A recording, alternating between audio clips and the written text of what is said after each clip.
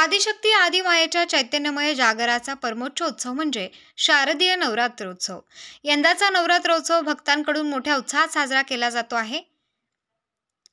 घरी घटस्थापना करून देवीला दररोज माळ अर्पण करून तिची मनोभावे पूजा अर्चना करून आदिशक्तीच्या भक्तीत भक्त तल्लीन झाले असल्याचे दिसून येते आहे।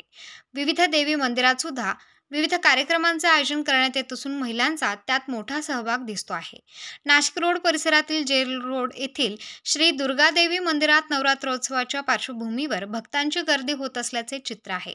सकाळ संध्याकाळ देवीची आरती केली जात आहे। त्याबरोबरच दिवसभर मंदिरात विविध आध्यात्मिक कार्यक्रमांची रेलचेल सुरू आहे। मंदिर विश्वस्त समित्यांकडून कार्यक्रम सुरळीत पार पाडण्यासाठी नियोजन केले जाते आहे।